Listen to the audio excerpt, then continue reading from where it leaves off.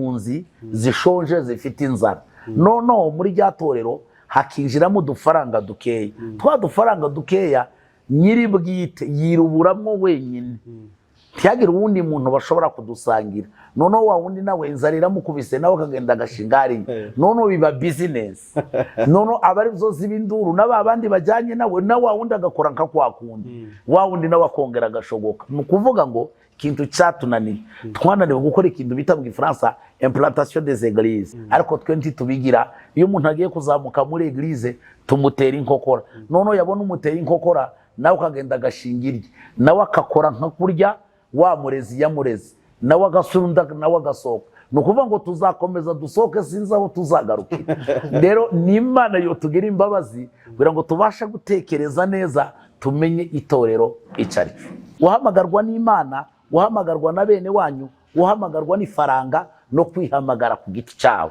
niyo mihamagaro teoloji yiga ubu nyine rero guhamagarwa n'Imana ni nko kugenda nka kurya ba Mose bagiye ba Sawuli bagiye aribo ba Paulo ba Stefano bahamagawe n'intumwa zahamagawe noneho rero abantu bari muri iyo mihamagaro muri uwo muhamagaro ni bake cyane bashoboka none imihamagaro ihari ubu nyine hari imihamagaro itatu ubu nyine hari guhamagarwa na bene wanyu tuvuge Byamungu ndabizi ko ari umugorora Byamungu nawe kavuga ati noneho ndarya abagorora rikiba hano muri Kenya tukaba turi kubiseho rero rya torero si itorero ry'Imana kandi mumbabarire kuvuga abagorora reka bitorero ryacu ry'abagorora ugasanga rero ririmo intambara zikomeye ziremereye cyane umubembe yaravuze ngo iwabo n'umuntu ni Iburayi yego Iburayi b'umuntu ni wabo kuba tudafite iwacu habe niyo twogira amakanisa remereye niyo twogira inganda zikomeye niyo twokora ibikorwa bimeze gutya tudafite iwacu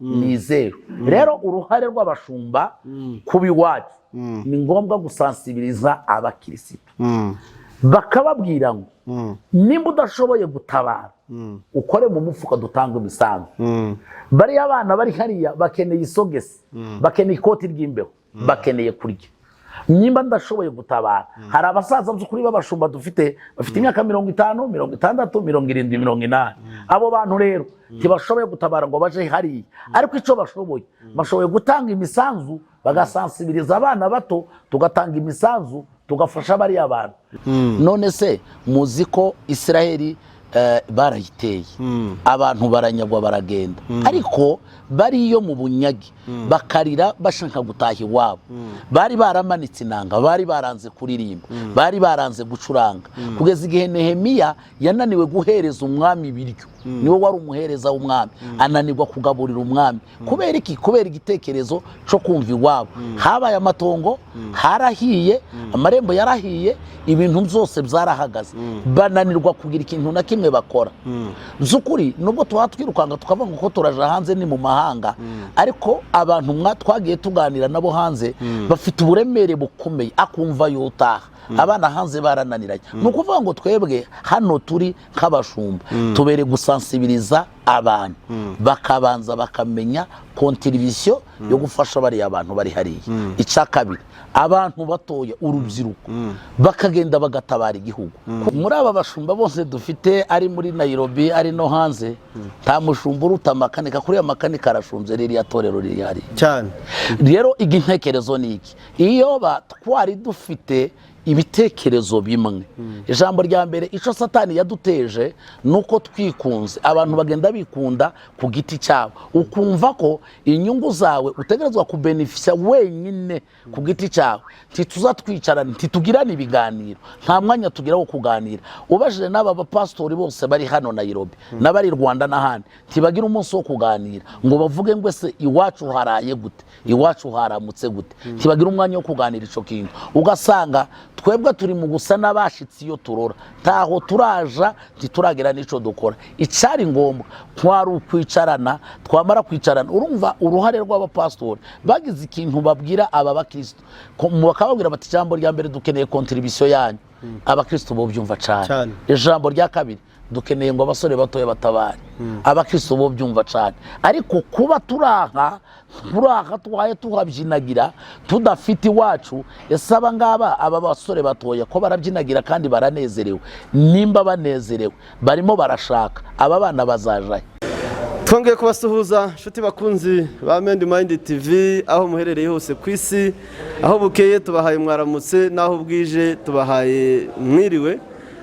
Ni byamunguye cyane nkuko bisanzwe. Iki kiganiro n'ubundi kizaca ku mateleviziyo abiri nkuko bisanzwe, Mendi Mind TV na Jonathan TV Show nkuko mubimenyereye, ndetse dukangurira abantu benshi abatarakanda subscribe kuri iyi channel babashe kugeraho kugira ngo babashe gukurikirana ibiganiro byiza bisana imitima ibasha guca kuri bino biganiro. N'ubundi ni nkunda abantu Eric nkuko musanzwe mubizi, tukaba rero tugiye gukorana ikiganiro nkuko mubibona n'umutumirwa wacu twabashe gutumira hano, kandi ndizera ko hari byinshi muri buze kumenya cyangwa muri buze kunguka. Abari buze gukurikirana bigona tubasaba gukurikirana bino biganiro mubirangiza kugira ngo hari inama nyinshi muzagenda mukuramo ni muzajya mureba kino kiganiro cyose uko kiri. Tubakangurira rero kugira ngo mukomeze mudufashe kugira ngo ano makuru abashe no kugera no ku bandi bose bakeneye kumva inama cyangwa se n'ibiganiro bifasha abantu benshi. Murakoze cyane. Urakoze bwana nkunda abantu. Nairobi ndabona kavura kaguye, bimeze gute? Kavura kaguye muri Nairobi, ikirere cyahindutse ariko kandi imvura n'umugisha. Imvura n'umugisha. Rero bakunzi ba Jonathan TV Show na Mendi Mind aho muherereye hose, twongeye kubaha ikaze mu biganiro byacu nkuko tudahwema kubibagezaho, tunabazanira abatumirwa bagiye batandukana. Rero imbere yanyu murahabona umutumirwa benshi bazi kuri media zitandukanye, nubwo ari ubwa mbere kugera muri studio zacu. Reka tuguhe ikaze Pastor. Urakoze cyane. Rero mwebwe murimo kudukurikirana iki kiganiro turaza gukora ku bintu byinshi. Tugiye kureba ku matorero muri rusange, cyane cyane turaza gutinda ku itorero ryacu ry'Abanyamurenge, tuze gukubitira mu gihugu iwacu cya gakondo, ndetse tuze kuvuga rero no kuri Israeli. Numwe mu bashumba bagiye bagera muri Israeli inshuro nyinshi zitandukanye, akaba n'umukozi w'Imana.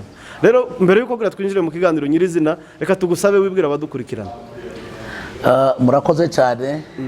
Reka baze mbashimire umwanya wanyu kuba mwadutumiye kugira ngo dushobore kuganira namwe n'abadukurikira mwese, kandi twiyegereza n'abantu benshi bashoboye kudukurikira muri uyu mwanya. Hari abandi nijoro, hari abo nabo bukeye, hari n'abari ku manywa. Mwese turavuze ngo kaze n'Imana ibahe umugisha.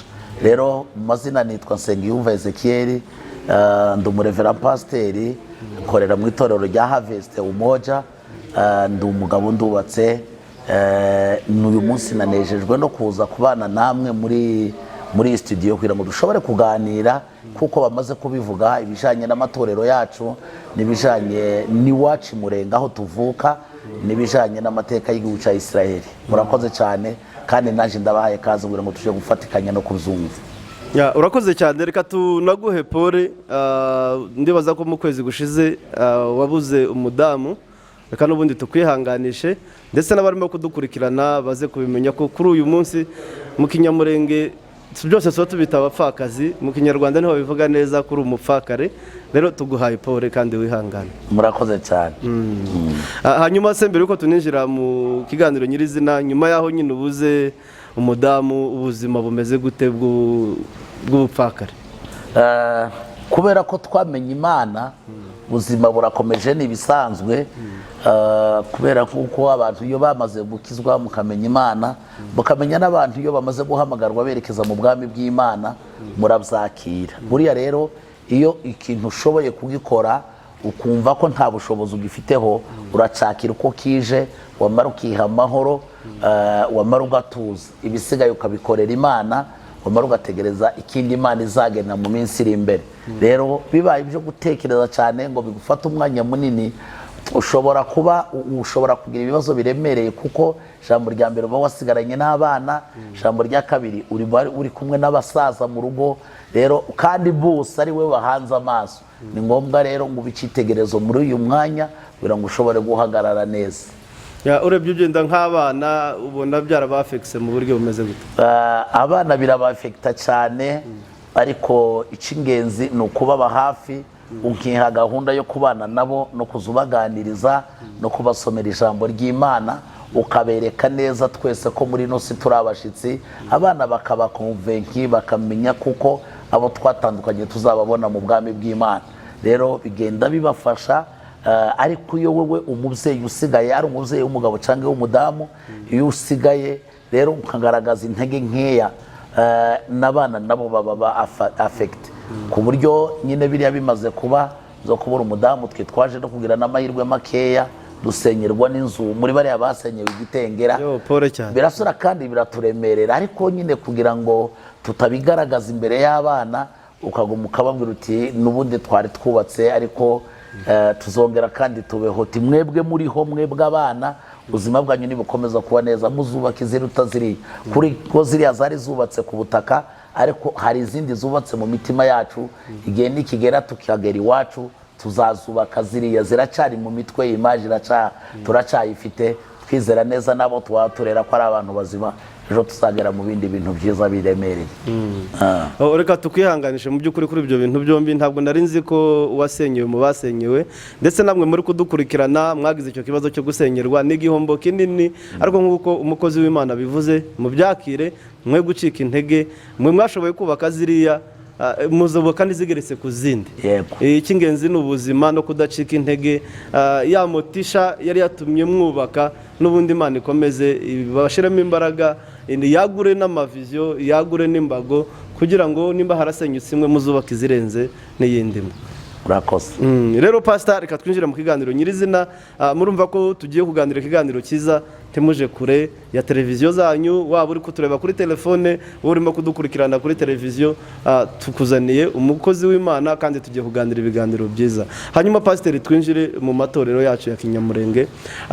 Itorero muri rusange urabona rihagaze gute? Dukunze kubona aho turi hose tugereranyije uko ryari rimeze mbere Murenge no kuri uyu munsi, tubona amakanisa avuka umunsi ku wundi, kandi kenshi aravuka, sinatinya kubivuga byenda ko bose batabahamagawe n'Imana.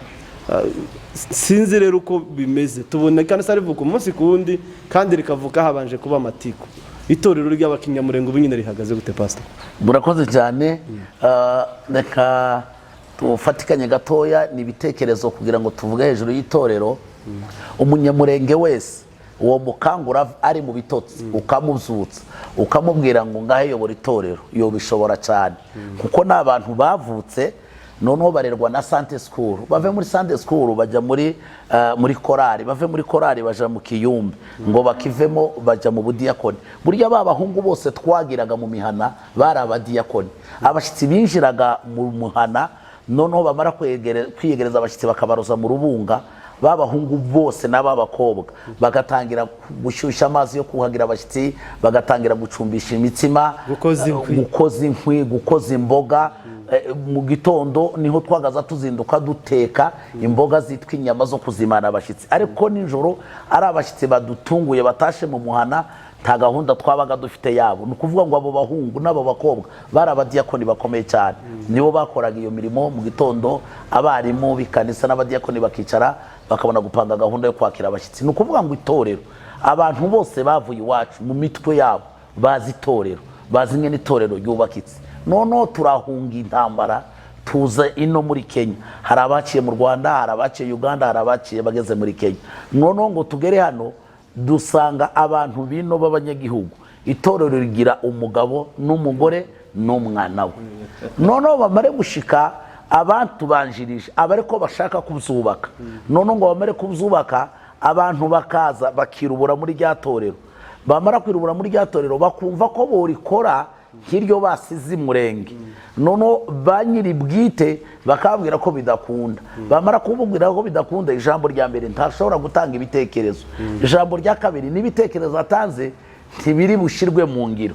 Noneho rero akaba arico gituma bigenda bicagagurika, bikaba ibice bakumva ngo runaka yasohotse, nukubera ko yatanze ibitekerezo ntibizakunda. Ikigira kabiri harimo nk'ibice bigera nko kuri 3. Ikigira kabiri tukaba turi impunzi zishonje zifite inzara.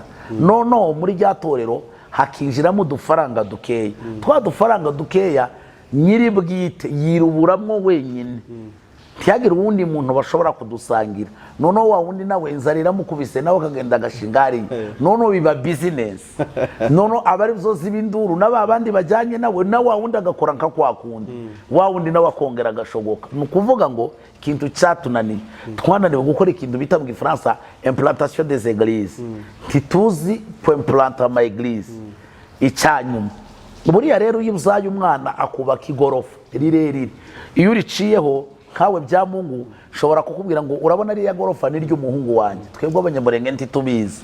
None iyo ubona umuntu afite impano muri eglise tumutera inkokora, uramufata ukamujyana kazana kuru cyangwa za Kisumu ukamukorera eglise, hakaba vandalizing, ukamurera ukamuzamura, wa mwana yazagaruka waramusenga yarabaye umupastori akazamenya kuko afite pere spirituel. Ariko twe ntitubigira, iyo umuntu agiye kuzamuka muri eglise tumutera inkokora, noneho yabona umutera inkokora nawe ukagenda agashingirye, nawe akakora nka kurya wa murezi yamurezi, nawe agasurunda nawe agasohoka. Ni ukuvuga ngo tuzakomeza dusohoke sinzi aho tuzagarukira.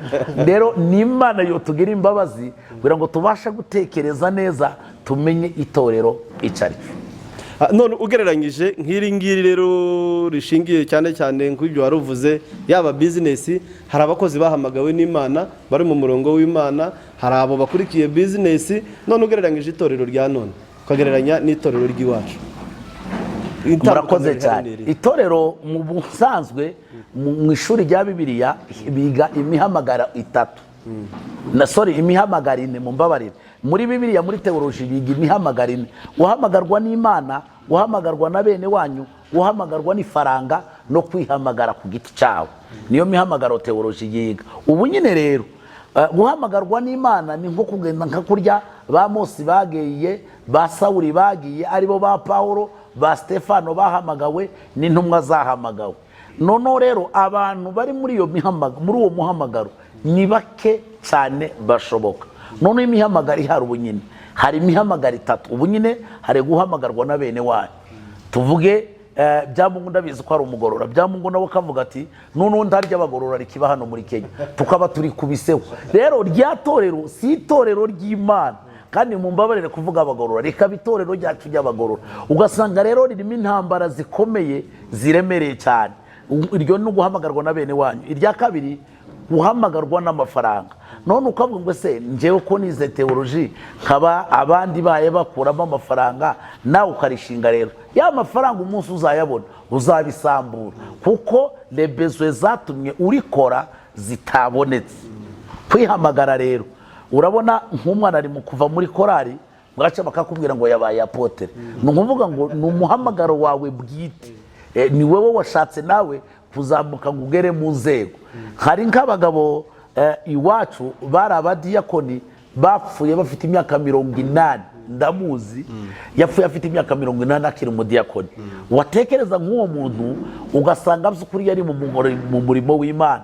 Ariko ubu nyine imihamagaro itsaye ikomeye iremereye ni itatu: guhamagarwa na bene wanyu, kwihamagara, no guhamagarwa n'amafaranga. Ubu rero iyo urebye ugahanga amaso ukayareba itorero, usanga itorero rihagaze mu muhamagaro ibiri: umuhamagaro wa bene wacu, umuhamagaro wa kabiri ni umuhamagaro w'amafaranga. Naho niho amatorero rero ashinze imizi. Ni amatorero make cyane, sinovuga ngo ni yose, ariko make cyane ahagaze umuhamagaro w'Imana. Ugasanga abantu bose dufite abapagani benshi, nk'ama crusade azakorwa y'abanyamurenge ntadagira ntayo murumva. Ngo tuvuge ngo twakoze crusade, twagiye za Kisumu, twagiye za Kayore, muri aba basinzi twabazanye.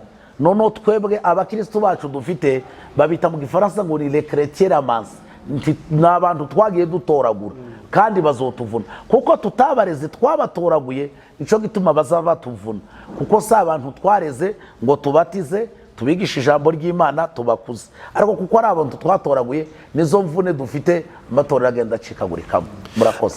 None pastor, kuko bigaragara ko abantu muri no misi bari guhamagarwa n'amafaranga cyangwa se abandi bagahamagarwa na bene wabo, bizogenda gute? Kuko ubu nyine intambara ziri mu makanisa, nimba abantu bashobora kurwanira ku gatuti bakavuga ngo wenda nimba mu ikanisa hari abapasteri nk'8, 9 mu ikanisa rimwe, abo bose kugira ngo bazobone umwanya wo guhagarikira cyangwa nko kubwiriza biragoye, kandi akazi ari kenshi ko kugira ngo abantu tuje hanze cyangwa se abakozi b'Imana basengeye baje hanze kugira ngo bagarure bazane intama zazimye zitaramenya Kristo, ariko ko baraguma kurwanira mu ikanisa barwanira gatuti.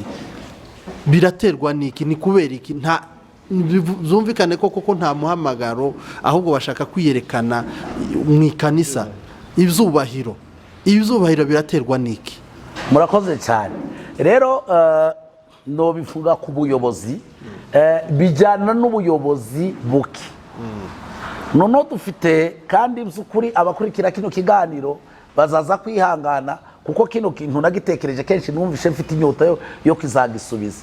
Ijambo rya mbere, dufite abapastori 10 mu rusengero n'urugero, abandi bafite 12, abandi bafite 8. Deja iyo ufite abapastori 10 mu rusengero ukagira abapastori 8 mu rusengero, uba wamaze kubiba intambara. Rero kugira rero ngo ubikire bikumveho kandi bishoboke, ni ugufata aba bapastori ukabakorera ivugabutumwa, bakagenda ukagenda ubashinga amatorero. Noneho hano kuri siyeje hagasigara abapastori batarenze 2. Noneho mukorana. Noneho baba pasiteri irya bagiye bashinze amakanisa nibo bareba bodi ya representation, mukaza muhura muri mu manama barushe mu mitwe baye barwana intambara y'amakanisa bafite. Ariko igihe rero baraho ni ngombwa ngo intambara zizavuka. Nabo bakeneye umugate w'abana. 2 bakeneye gakuvuga. 3 baguze ikoti ryiza bari kuyisirira isonesheje, bakerengorera koti rije ku gatugu. Noneho nawe ushaka kumwicaza, kandi wewe uzubwiriza icyumweru cya mbere, icya kabiri, icya gatatu, icya kane ugatanga uruhimbi, babandi bicaye. Ni ngombwa rero ngo batangire. Ndagira mwabaye umurenge muri batoya, mwagaza mureba inka ingeni kimasa cyagaza kibyiruka kiri kumwe na se, haza kugera mu myaka kikagitungura, bwaca kikagukura mu nka, bwa kabiri kikaba kiracirukanye. Nuko rero byubakitse. Iyo bireba ureba muri iyi systeme ugasanga ariko byubakitse. Nukuvuga ngo bano bashumba barabatungura, niba maraba barazi, niba maraba sohoke, ugasanga ni ibibazo. Ico dufasha ni ikintu cita evangelisation urbaine cyangwa evangelisation rurale. Twamara tukabwiriza abantu bagakizwa, abapasiteri bakaba hanze, bakaza baza basanga itorero ryabo ariko bafite aho babarizwa. Pastor, reka wenda ndabona havamo ibitekerezo byinshi cyane ku bijanye n'ikanisa, kandi wenda nituzaguhamagara tuzongera tubiganireho. Ariko reka noneho duse nka bajabuka tuja ku bijanye n'iwacu n'intambara ziri iwacu. Nkamwe nk'abapasiteri, nkamwe nk'abashumba bayoboye abakristo, kandi hagomba kuvamo uburyo bwose bwo kugira ngo iwacu habashe gutabarwa, kubera ko ni buri muntu wese birareba, buri muntu wese ari umupasiteri ari utari umupasiteri wese biramureba. None ni uruhare ki mu bapasiteri rushoboka cyangwa se rugaragara mu kugira ngo iwacu naho habashe gutabara? By'ukuri icyo gitekerezo ni cyiza cyane. Niyo twogenda amahanga, niyo twotura mu bihugu bikomeye byiza cyane bifite ubuzima bwiza, tudafite iwacu nta kintu na kimwe. Rero umubembe yaravuze ngo iwabo n'umuntu ni nk'iburayi. Yego, iburayi bw'umuntu ni iwabo. Kuba tudafite iwacu, habe niyo twogira amakanisa aremereye, niyo twogira inganda zikomeye, niyo twokora ibikorwa bimeze gutya, tudafite iwacu ni zero. Rero uruhare rw'abashumba kuba iwacu ni ngombwa gusansibiriza abakirisitu, bakababwira ngo nimba udashoboye gutabara ukore mu mufuka dutanga imisanzu. Bariya abana bari hariya bakeneye isogesi, bakeneye ikoti ry'imbeho, bakeneye kurya. Nimba ndashoboye gutabara, hari abasaza by'ukuri b'abashumba dufite bafite imyaka 50, 60, 70, 80. Abo bantu rero ntibashoboye gutabara ngo baje hariya, ariko icyo bashoboye gutanga imisanzu, bagasansibiriza abana bato, tugatanga imisanzu, tugafasha bariya abantu. Twanabishobora tukava hano ngandi twateye igiti tukagenda tukaje muhira, wamara gushika twese tugatambama tukaja muri iriya mbeho, tukamenya ukuntu ko kurwana ziriya ntambara no kuzirangiza. Sawa rero bakunzi ba Mind TV muraza kutwihanganira gatoya tugiye guhindura ibyicaro ariko tuze gukomeza ikiganiro mukomeze mubande natwe. Tukaba duhinduye location kubera ko nyine ni ikirere mutwihanganire kandi ni ibishika rero pasiteri nk'uko twari dukojeje ku kintu kijanye no kuvuga ngo nuruhe ruhare abapasiteri cyangwa se amatorero agomba kugira ngo iwacu habashe gutabarwa cyangwa se kubona amahoro. Wenda wari ubikojejeho nk'uko wari ubivuze ngo hagomba kubaho ubukangurambaga aho ngaho nk'uko tubibona ntaho turabibona mu matorero yacu habaho ubukangurambaga cyangwa se gusansibiriza mu buryo bwo kugira ngo habeho gutabarwa mu buryo bw'amafaranga cyangwa se no mu buryo bwo kuba abantu babwirwa kugira ngo baje gutabara kandi si icyaha ariko akenshi iyo abantu babivuze usanga babifata nk'icyaha. Iwacu ni kubera iki hashobora kuvuga ngo Isiraheli itabarwe ariko twebwe iwacu bikaba nk'icyaha? Murakoze cyane. Biratuma nyine dushobora kwinjira kandi muri kino kiganiro kiza gufata naco ubundi mwanya cya Isiraheli. None se muzi ko Isiraheli barayiteye abantu baranyagwa baragenda ariko bariyo mu bunyagi bakarira bashaka gutaha iwabo. Bari baramanitse inanga, bari baranze kuririmba, bari baranze gucuranga kugeza igihe Nehemiya yananiwe guhereza umwami ibiryo. Niwe wari umuhereza w'umwami, ananirwa kugaburira umwami. Kubera iki? Kubera igitekerezo cyo kumva iwabo. Habaye amatongo, harahiye, amarembo yarahiye, ibintu byose byarahagaze, bananirwa kugira ikintu na kimwe bakora. Zukuri nubwo twatwirukanga tukavuga ko turaje hanze ni mu mahanga ariko abantu twagiye tuganira nabo hanze bafite uburemere bukomeye akumva yotaha. Abana hanze barananiranye. Nukuvuga ngo twebwe hano turi nk'abashumba tubere gusansibiriza abantu bakabanza bakamenya contribution yo gufasha bari abantu bari hariya. Icya kabiri, abantu batoya urubyiruko bakagenda bagatabara igihugu kuko ntikizafatwa n'ibikona, ntikizafatwa n'ikindi, kizafatwa n'imbaraga twashoye. Imbaraga twashoye nizo zizagira icyo zizamarira igihugu.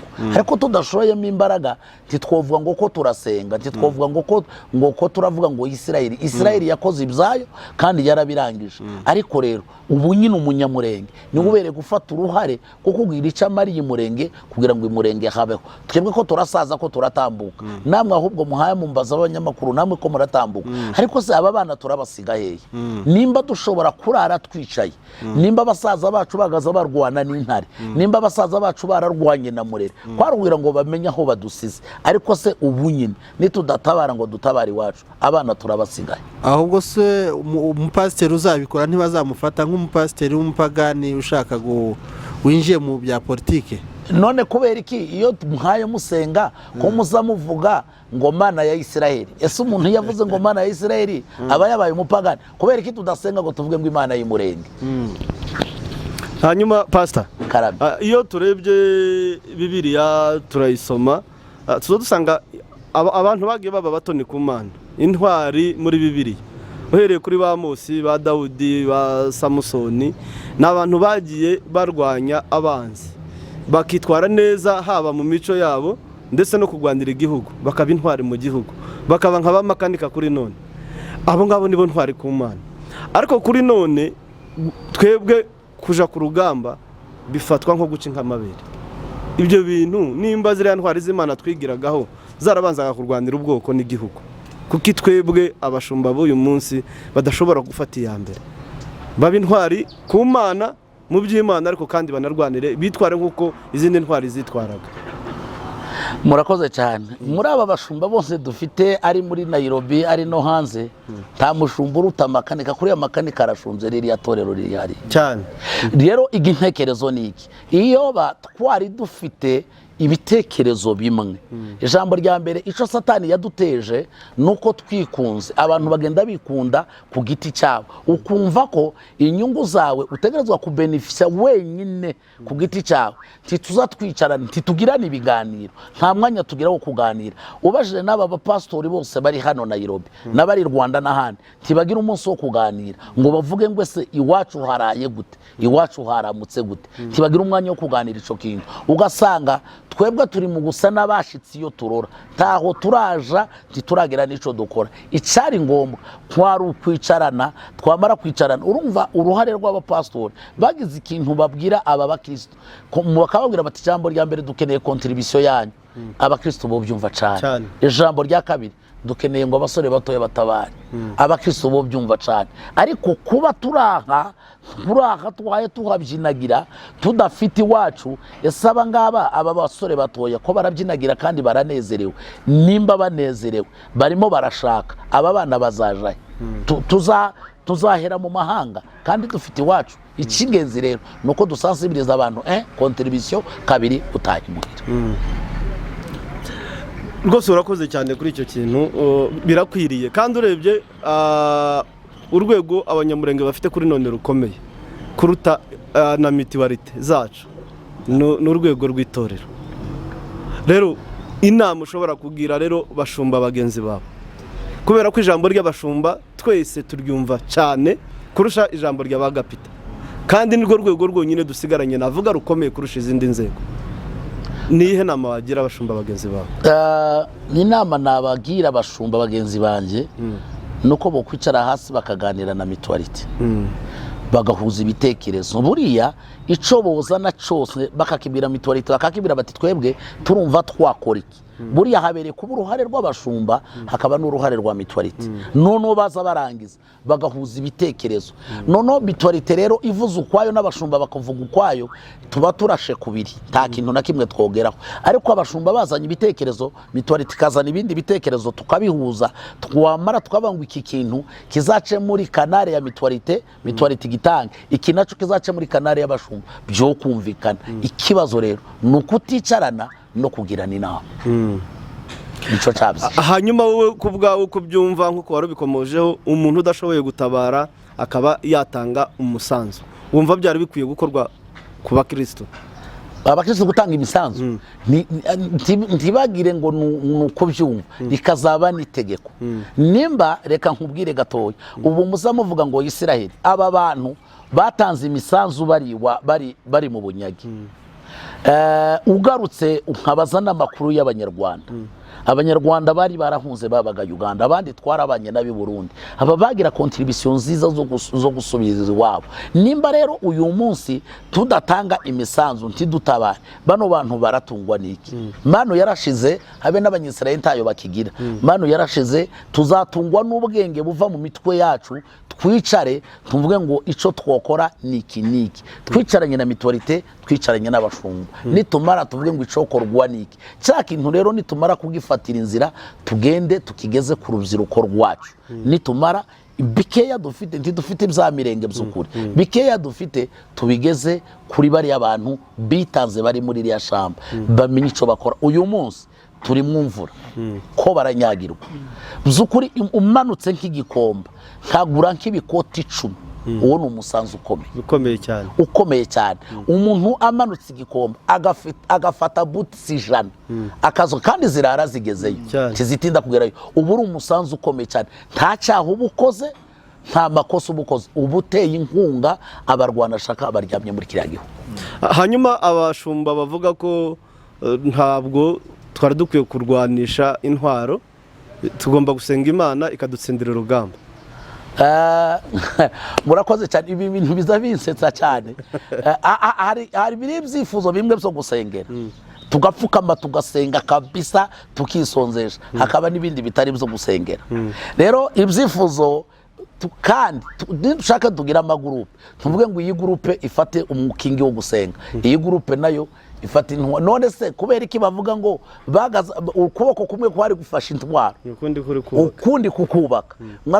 Muza mubitekereza ko byari ni ukuvuga ngo bari bagoswe n'abanzi imbere n'inyuma, bategerezwa kurwana kandi bakubaka. kandi bahaye bakora umurimo w'Imana. Buriya rero iyo tugize gutyo tuba dusa n'abahaye bapfobya ubwenge Imana yaduhaye. Kuri Imana ntiyaduhaye ubwenge ngo nimara isuri dutegekere, oya, Imana yaduhaye ubwenge ngo twe twenyine ubwacu tumenye ingene tubukoresha. Hanyuma pastor, dusoza kino kintu cyo kureba uruhare rw'itorero ku bibazo by'iwacu, tuze kureba no muri Israeli. Abanyamurenge dukunda cyane cyane kwisanisha n'abanyesiraheli, tukavuga ko turi abanyesiraheli, sinamenya nimba ari ku buryo bw'umubiri cyangwa se uburyo bw'umwuka, ariko kandi ugasanga imikorere y'abanyesiraheli n'imikorere yacu ni nk'isi n'ijuru. Ibyo bintu byaba biva he? Twe reka nsubire muri history ya bukeya, ingene bano bantu byagenze. Intambara imaze kuba, bamaze guterwa barahunga bajya muri Israeli, baza gufata umwanya wo kugaruka. Imiryango imwe yambutse Yorodani, indi imanukana Yorodani. Abantu bamanutse Yorodani, n'amateka ya Israeli niko byanditse mu bitabo, bavuga ko abantu bamanutse Yorodani bamwe bahurutse muri Ethiopia, abandi bajya muri Somalia, abandi bajya muri Sudan, abandi bamanuka bajya muri Afrika y'Epfo, abandi barakomeza berekeza Nairobi, abandi bava Nairobi nanone bajya Uganda, abandi barambuka bajya muri Kongo. Rero kubera ibihe twaciyemo n'ibibazo twagiye biremereye, tugenda dukira imico iratakara. Urebye nk'ubu nyine twahunze turi muri Kenya, ubaza abana imico ya hano usigaye ubaza umwana nyirarume akakubwira ngo ni kure cyane. Rero kubera izo ngamba twagiye ducamo usanga twarageze kure, ariko by'ukuri imisabane n'imisanire n'inkomoko ya Israeli twari turi muri kanari imwe, ariko byagiye biterwa n'ingene twagiye tugenda. Kandi by'ukuri icyo kintu cy'umuco wenda Imana izadufasha tuzakigarukeho, ni ukuvuga ngo ubwoko bwacu ko burata-umuco cyane. Nigeze kumva nta rusengero mvuga bakavuga ngo nk'ibintu byo gufomora byo mu makanisa. Buriya ni ukugira ngo turerere abana mu mico, bamenye yuko umugeni azasabwa. Apana bene aba bageni bo kugenda ngo bahuriye mu isoko ngo aramuzana, oya, umugeni wasabwe nande, bakavuga ngo ni umugeni wa runaka. Ubaza umwana akakuzanira umufiyanse ukamaze ngo se ni uwande, akabwira ngo ni umukobwa w'abasita, ngo ni uko gusa, ntazi nyirarume ntazi akepfo ka ruguru. Rero ni ukuvuga ngo ko turagenda duta imico, ariko tugiye gutekereza hejuru y'umuco ni ukumenya ko twebwe n'abanyesirayeli dufite ibyo dusangiye, ariko kubera igihe kirekire niyo twagiye tugera twarabitakaje. None iyo usanga n'ababembe nabo n'andi moko atandukanye bavuga ko ari abanyesiraheli, twaba dufitanye isano twese dukomoka muri Israheli? Dukomoka turi abantu benshi muri Israheli, ukuye gusa yuko byagiye bitwara generation nyinshi kandi akaba ari igihe kirekire. Ubu amakuru nari mfite nabajije, hari abagabo bagera kuri 3 b'abanyamurenge basigaranye ADN yabo. Ni ukuvuga ngo mu buhanuzi bwa Yesaya na Yeremiya, mu buhanuzi bwa Yeremiya Bibiliya iravuga ngo abanyesirayeli, ngo yabonye abanyesirayeli bataha ngo bari ku mababa y'ibisiga. Ni ukuvuga ngo abanyesirayeli bose iyo batawanyikiye batataniye bazongera bagaruke. Ni ukuvuga ngo abanyesirayeli ubu nyine barimo barakora ADN yo kumenya abantu babo iyo baroye. Okay. Hanyuma rero n'ubundi dusimbukire hariya muri Israheli, naho hari intambara, ariko mbere yo kureba intambara ihari cyangwa se uko bimeze, watubwira mu ncamake. Israheli benshi mu bwoko bwacu bari bazi ko ari igihugu cyo mu ijuru, ntabwo bari bazi ko ari mu isi, ariko wowe wahageze inshuro irenga imwe. Waba nkudusangiza ayo mateka make ya Israheli? Abantu bacu bagira akantu gatoya, sinzi ko ari agakosa ko kudasoma. Abantu bacu ntibaza basoma ibitabo, noneho rero bakabifata gutyo. Rero Israheli si mu ijuru, ni hano mu isi kandi hano hafi cyane. Ni ukuvuga ngo ibo abanyesiraheli bakoze ikintu gikomeye, bamaze kumenya ko igihugu cyabo cyangwa n'amahanga baracubaka. Abakobwa b'abanyesiraheli iyo arangije 6 afashe diplome ajya mu gisirikare, yava mu gisirikare bakamuheza buruse yo kwiga kaminuza ubuzima bwe bwose. None ni ukuvuga ngo nico gituma iyo ugeze hariya usanga generation y'abantu bakiri bato, apana basaza, abana barangije bamaze gufata diplome d'etat bakaba basirikare, bamara bagakora imyaka 3 ya myaka 3 yarangiza abandi nabo bakaba bararangije none baguma batsimburana nukuvuga ngo igiserekere cya Israel kiba kirimo abantu bato gusa kubera iki kubera kumenya agaciro k'igihugu cyabo rero Israel bamaze kugira igihugu cy'ubutayu bagerageza ukuntu bace exploiter kugira ngo kibe igihugu ciza ubu nibo ba mbere muri Afrika gutanga juice nziza kubera imbuto nziza kubera ko ni igihugu cy'ubutayu ariko bakibyaza umusaruro rero bafashe ibintu bita erosion sinzi ngende kuhira buriya butiyo bw'amazi no kuvuga ngo buri saa 10 imvura ibuguye hariya muri kiriya gihugu kandi aribo bari kuyigusha abakuye amazi hehe igariraye no kuvuga iyi imvura ibiguye nta gihugu kiriya gishobora kugira n'imyaka 3 kitagira imvura ariko rero iyo usanga ibiterwa n'ibihingwa bikirimo uratangara iyo uzamutse nk'igarirayo ugasanga imizabibi ihari iyo umanutse hariya muri iriya ndegu ya Yehoshafati ugasanga ibitoki bihari iyo uzamutse za Gerezimu usanga hari ibiterwa biteye ubwoba nukuvuga ngo ibishimbo ku musozi bakaza baninda gufata umwego bakacegera kubera kumenya agaciro k'igihugu twebwe rero ntitwamenya agaciro k'igihugu cyacu naho bariya bamenye igihugu bamenye n'ibibazo bahuye nabyo baregerana bafata igihugu. Pastor wenda nkubajije cyangwa se ngusubije inyuma gatoya haraho nigeze kumva ngo bigeze gufata ubutaka bw'i Buganda hari imbarara babujanayo kugira ngo n'ibitoki babivana hari i Bugande n'ubutaka bwaho baja sinzi uburyo bagiye kubikora iwabo kugira ngo haze havaho ibitoki ubu nyine bavuga ko hariho hava igitoki ciza muri Israel ubwo buhanga ni gute bazakavana ibintu hano muri Afrika bakaja kubikoresha iri iwabo kandi akaba aribo bakuramo ibintu bikomeye. Murakoze cyane rero Imana yaduhaye igihugu ariko ntitwamenya agaciro gifite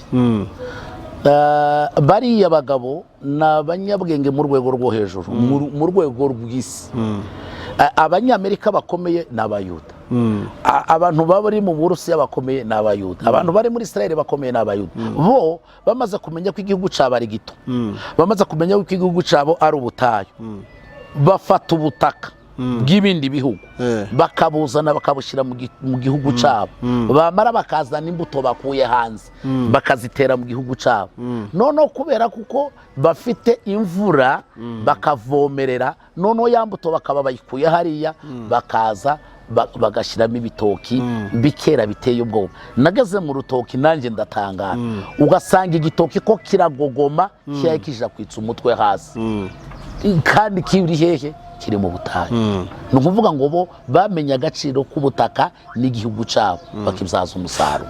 None Pastor ubu watubwira ubu nyine imiryango isigaye muri Israel kuko baravuga iyo ukurikiranye amateka baravuga ko n'aba bayobozi ba Netanyahu bariho atari abanya-Israel nyabo none abanya-Israel nyabo bari hehe bari muri Israel cyangwa hari ahandi bari? Urakoze cyane abanyesirayeli bamaze gusohoka mu gihugu bagiye kusubira mu gihugu cy'amasezerano noneho hari abayuda hakaba igice cy'umuryango wa Manase hakaba n'ikindi gice cy'abanyesirayeli noneho bamaze guhigwa mu gihugu cy'amasezerano aricyo Israel y'ubu nyine bariyoroganiza baravuga ngo hari igice cy'umuryango wa Manase hari n'abayuda hari n'imiryango ya Benyamini yari yarasigaye ati none mwicare dutekereze ku izina tuziyita baravuga ngo twiyite abayuda nico gituma rero biyise abayuda nibo bari abayuda bahari ariko abanyisirayeli benshi bagiye batawanyika ntibazwi n'iherero niyo baro. Hanyuma Pastor reka se kugusubiza nk'inyuma gato Israel umaze kuyigeramo inshuro zingahe nihe ntego nyamukuru yari kujyanye? Israel mbaze kugera inshuro zibiri ariko nari mfite intego imwe igusa intego yari injyanye nari mfite intego zibiri nari nkeneye kumenya amateka ya Israel apana ibintu zo mu mwuka oya nari nshaka kumenya amateka ya Israel kugira ngo nyakompare n'amateka yacu kuko igihe nagiyeyo iwacu harimo intambara nyinshi cyane, ndavuga ngo reka ndebe amateka ya Isiraheli nyakompare n'amateka yacu.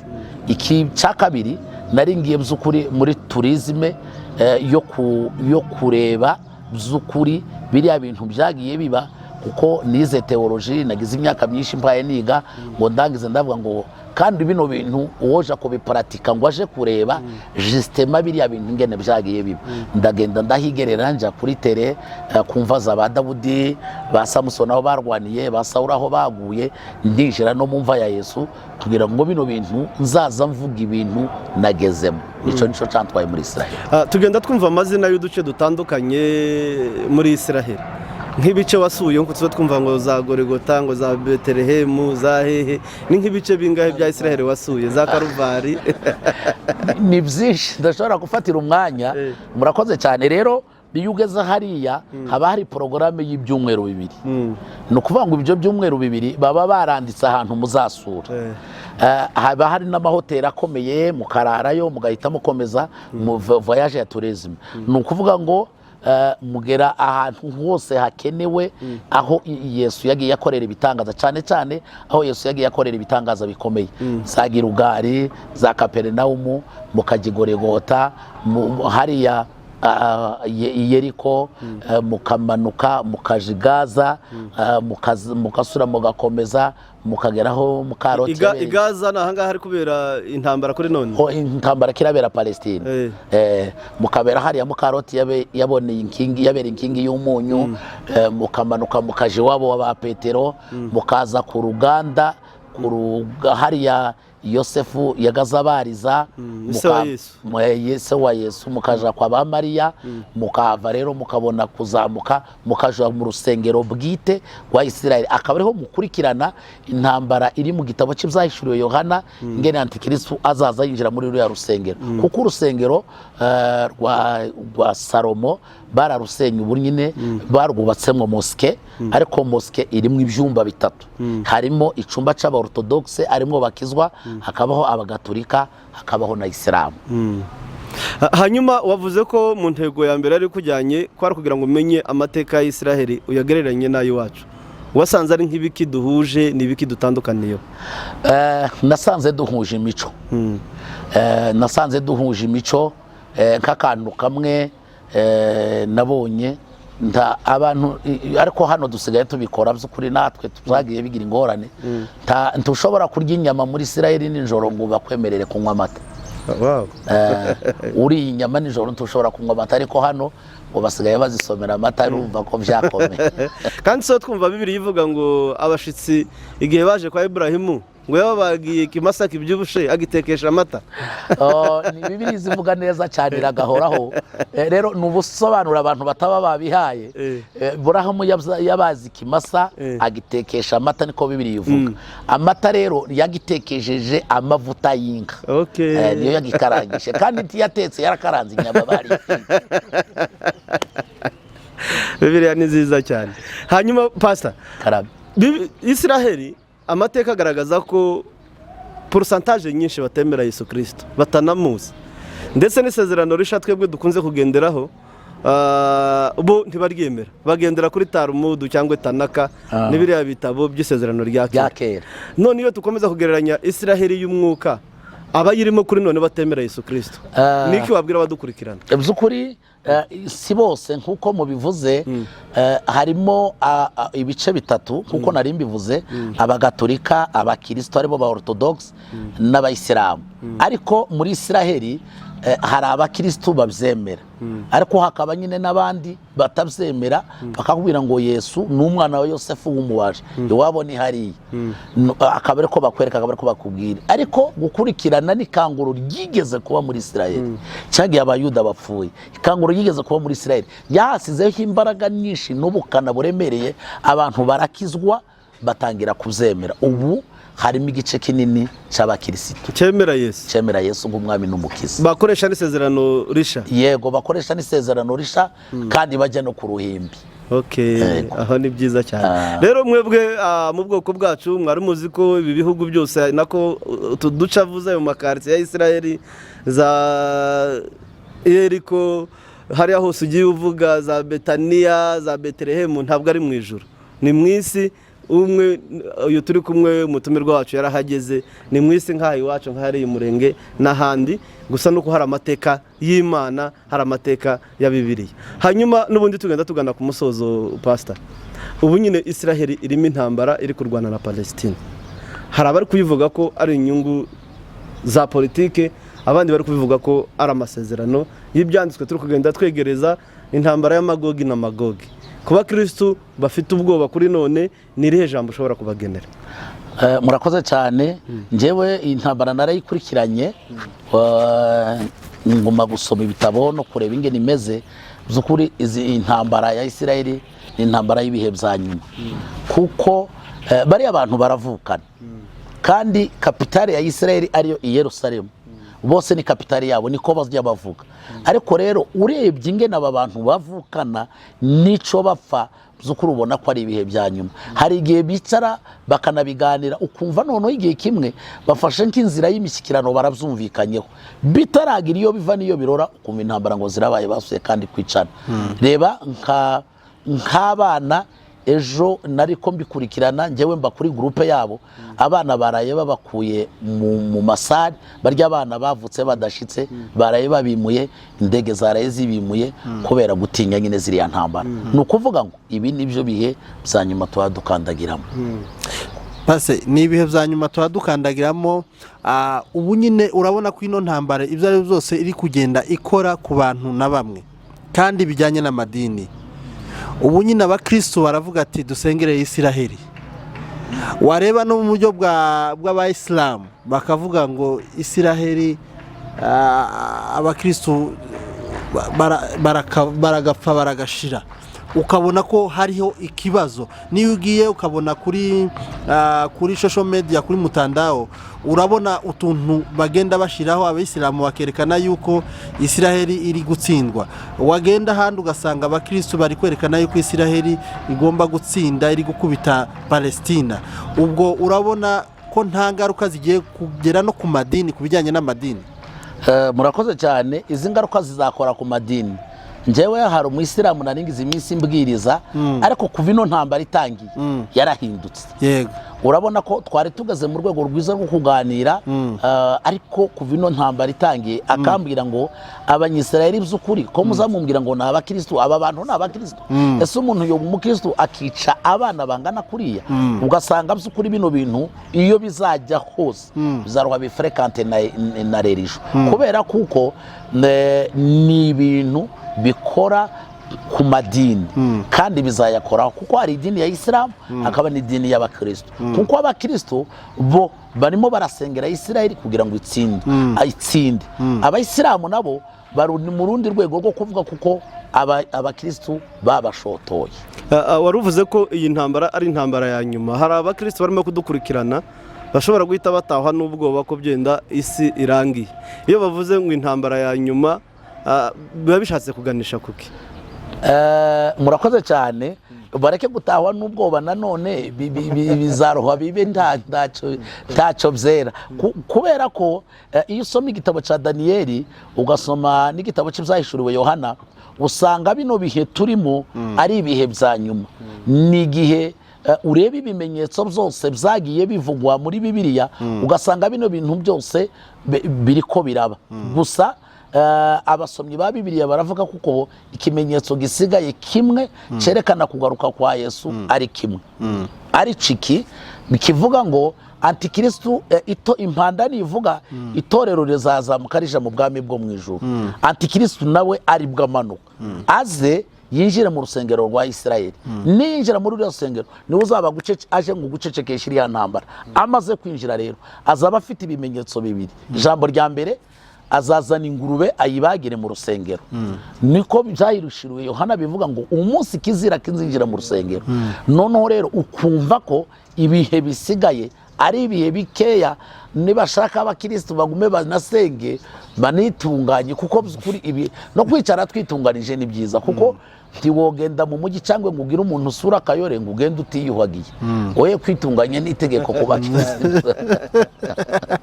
None paste, nk'uko bivuze ngo bizakora ku makanisa menshi, byanze bikunze no kuvuga no muri Afurika, ni ku isi yose, ubwo ntizaba ari nk'intambara ya gatatu.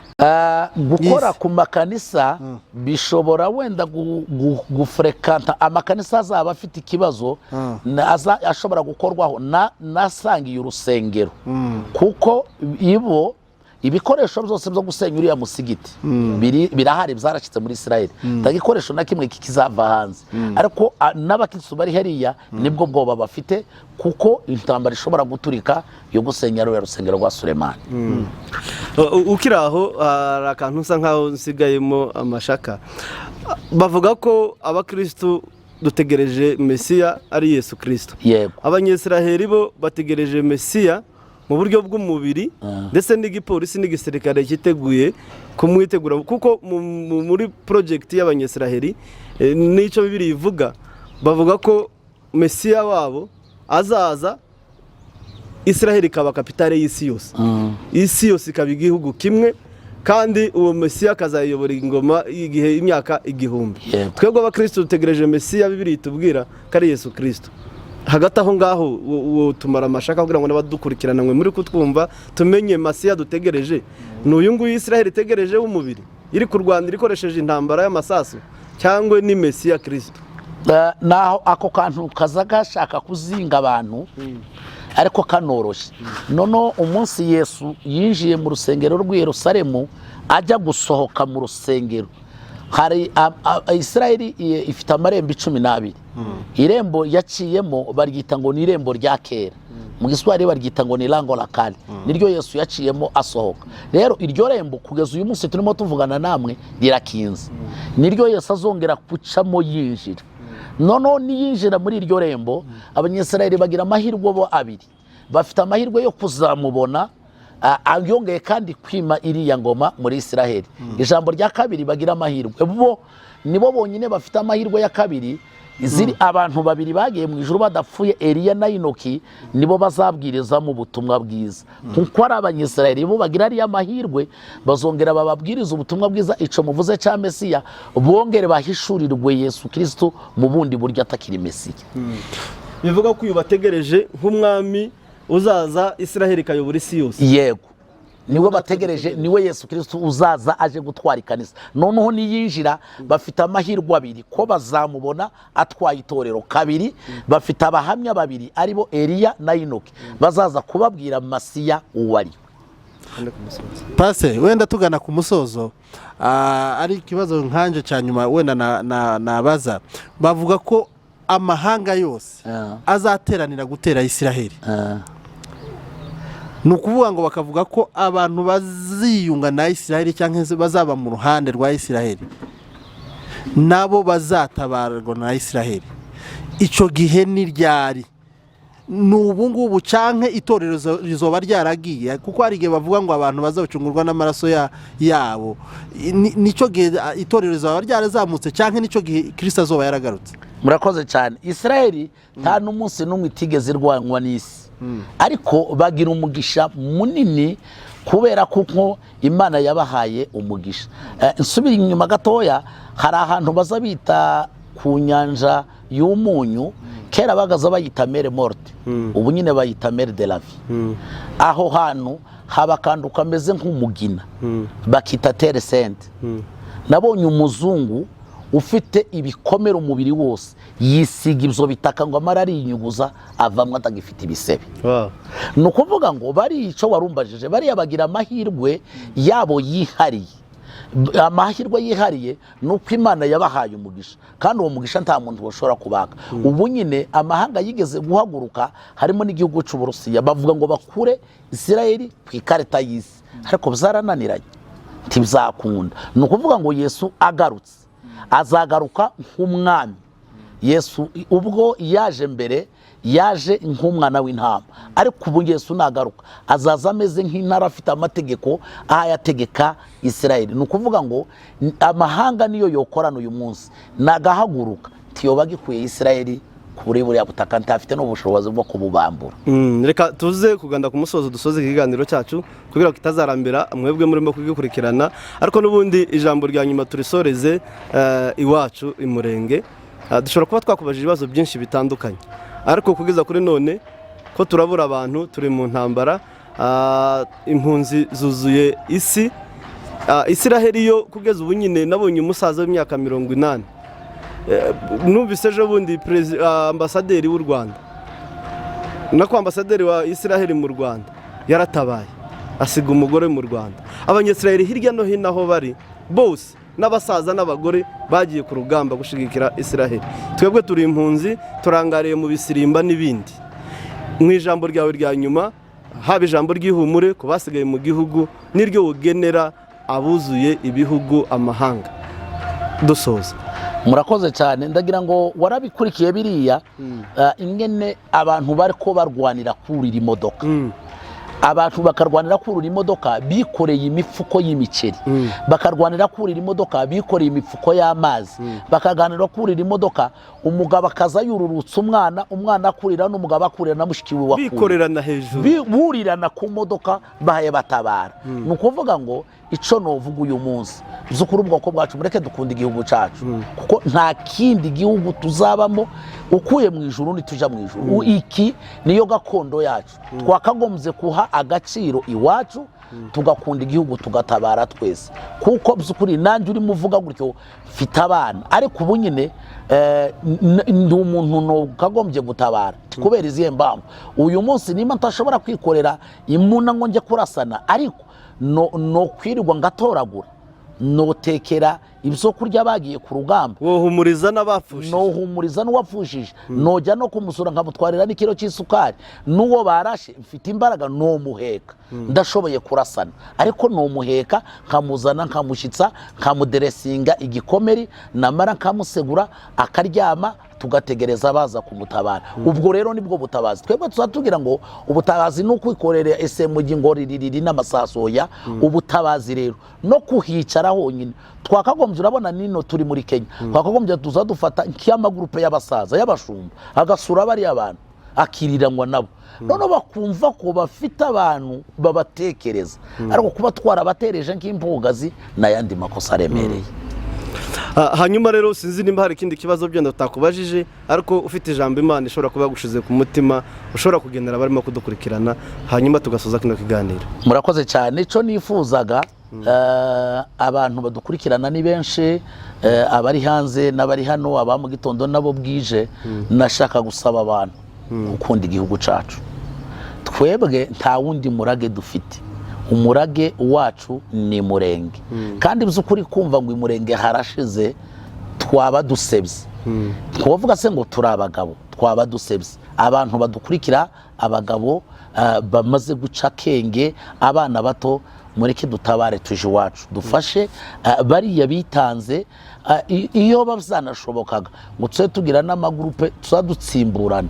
Bamwe ni bamara y'amezi 6 bibenka kurya ko mu biraro, bamwe ni bamara y'amezi 6, abandi bamara ya6, ko dufite ningo, abandi bamara ya3, abandi bamara ya3. Dufashanye muri ubwo buryo kugira ngo ejo tuzubaka Imirenge hazahaboneke. Wow.